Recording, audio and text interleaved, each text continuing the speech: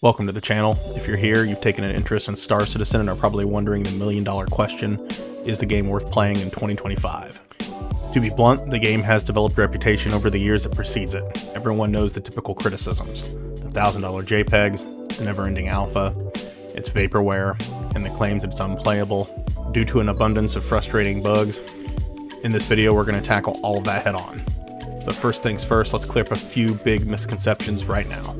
Anyone saying Star Citizen is a scam does not understand the definition of a scam. As the game exists today, you can play it, but it could be argued it's mismanaged or fallen victim to scope creep over the years. And secondly, you don't have to spend a fortune to get started. Most players spend a modest amount of money on the game. You can jump into the verse today with a starter package for as little as $40. Anything you spend after that is purely optional, a choice to support the project, not a requirement to play. As a player since 2021 and a follower since the Kickstarter, I'll be honest with you, Star Citizen can be a frustrating and messy experience at times. Yes, it's still an alpha, and yes, you will hit bugs. Star Citizen is a game that requires patience, especially as you navigate unclear mechanics and a steep learning curve getting started. But here's the thing, people have stuck around for over a decade and given nearly $1 billion to this project because it offers an ambitious experience unlike anything else in gaming. Nothing even comes close to the scale and freedom this game provides. The people who spend beyond that initial 40 do so because they believe in the project, love the experience, as well as the community, and want to pledge money towards the development of Star Citizen and Squadron 42. If you're ready to find out what that experience is and if it's right for you, stick around, we're diving in.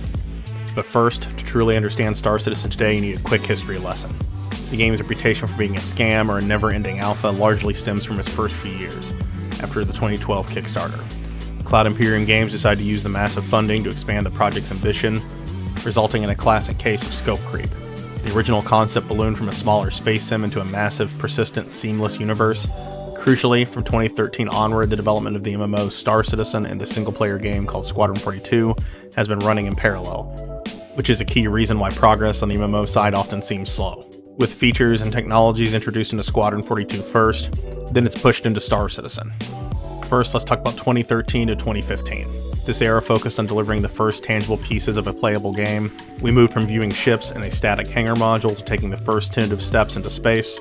Arena Commander was introduced in 2014, introducing the first flyable ships in a controlled combat simulator. Next, the social module was introduced, allowing players to explore a small landing zone, an early Area 18, and interact with each other for the first time. This period culminated in late 2015, which introduced early multi-crew ships and a rudimentary open-world area in the Crusader system, the true first taste of the persistent universe. Now let's jump into 2016 to 2021, which was a core development timeframe. This was a period of massive spatial and mechanical growth. CIG began building out the core of the persistent universe as we know it today.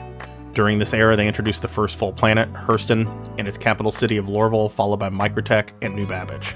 During this time frame, they also introduced key technologies like the object container streaming system, which finally made the game's massive scale and seamless planetary landings possible. During this time, we also saw the introduction of early mission systems, in-game purchasing, flight model overhauls, and the floating city of Orson on Crusader. And finally, the foundational RPG systems like the medical system and the proper personal inventory system.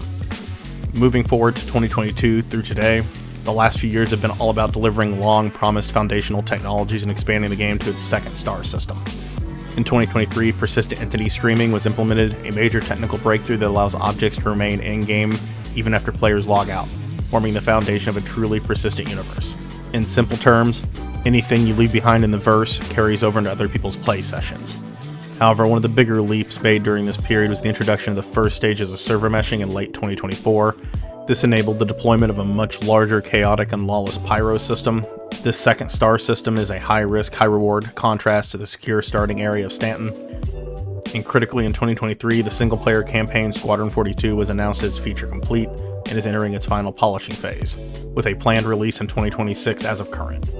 While CIG experiments with other modes, the focus today is clearly on refining the core persistent universe experience, expanding its dynamic features, introducing new content in the persistent universe itself quarterly, and rolling out Squadron 42 in the very near future. Now that the brief history lesson is complete, let's talk about actually jumping into the game today. First off, if you're jumping in solo and expecting a polished, easily approachable experience, you're going to have a rough time, especially in those first few hours. Star Citizen was never designed to be played alone as it is an MMO, but with each new patch, the game becomes more polished, the initial learning curve becomes more manageable. The single biggest piece of advice I can give you is this: find a community of players online, play with real-life friends, find friendly community members willing to help, join the official Spectrum forums, Discord servers, or even browse Reddit for reliable information and help. Ultimately, that's why I started this channel, to provide support for new players who need help to truly get into what the game offers. The Star Citizen community is one of the most helpful and friendly I've ever seen in gaming. In-game, a lot of players are even willing to go out of their way to help through public chat. They've all practically been through the same onboarding process of bugs, crashes, and frustrating moments, making it practically a shared experience. On top of this, the community even organizes yearly events in the real world, events like CitizenCon and Bar Citizens, where members meet up to socialize and talk about the game while meeting new people and in-game organizations. Once you get past that rough initial learning curve, the universe opens up dramatically, and you'll begin to understand how this game has gathered so much funding and continued development for over a decade.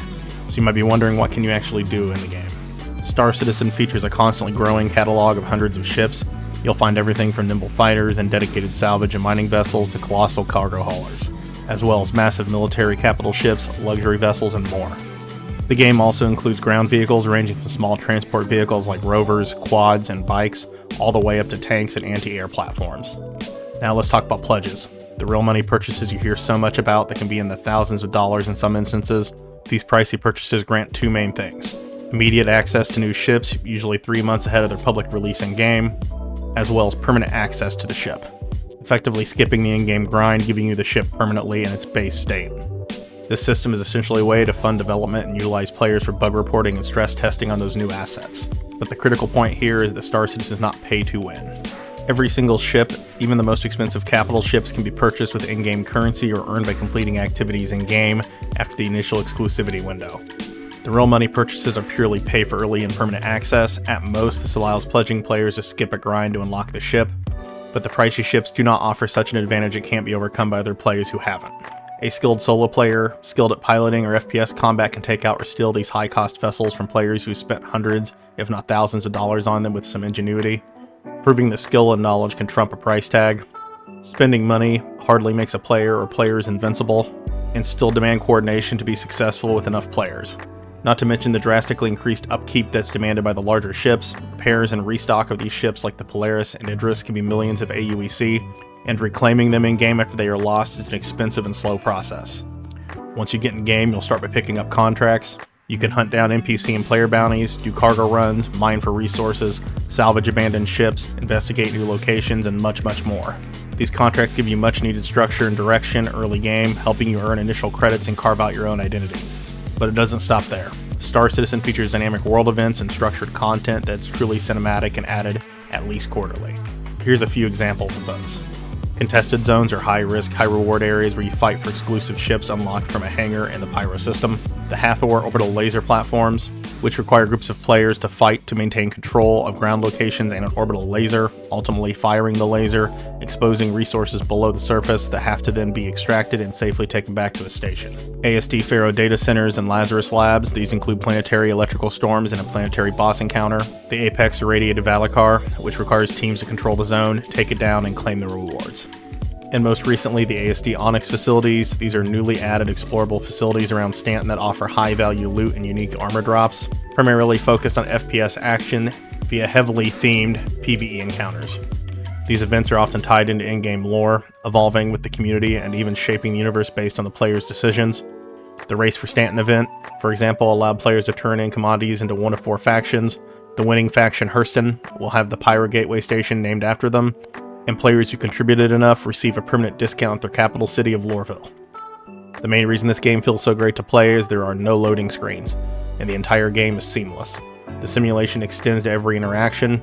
You can walk out of your hab in a major city, hop onto a train to a spaceport, enter your personal, customizable hangar, board your ship, walk through the ship to physically access cargo or components, and fly into orbit. This seamlessness is so complete that you can exit your ship anywhere in space and EVA anywhere that's 0G. This is particularly useful for looting abandoned or destroyed ships around the verse. You can then quantum jump to another system or planet entirely, all without a single loading screen.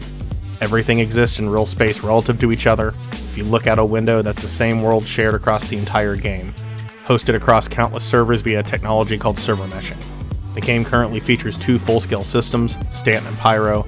Each is packed with planets, moons, cities, caves, wrecks, stations, and various points of interest. This isn't just a game, it's a living universe that's constantly evolving and getting new content.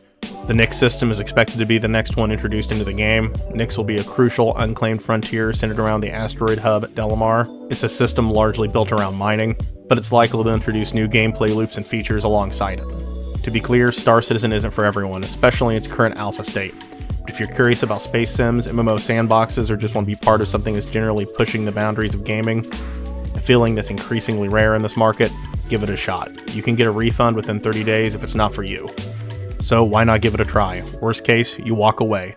What's more likely is you'll find your new favorite game and play for many more hours to come, revisiting it with new patches and making friends along the way. And after watching this video, if you still feel like you want help selecting a game package and getting started in the verse, I have a complete beginner's guide linked in the description. My guide takes you from picking a game package all the way through to completing the tutorial and more. I also have a Discord group in the description of the people willing to help you get started in the game. If you appreciated this video, please like, subscribe, and click that bell to be sure not to miss any of my future content. And as always, thanks for watching, and I'll see you in the verse.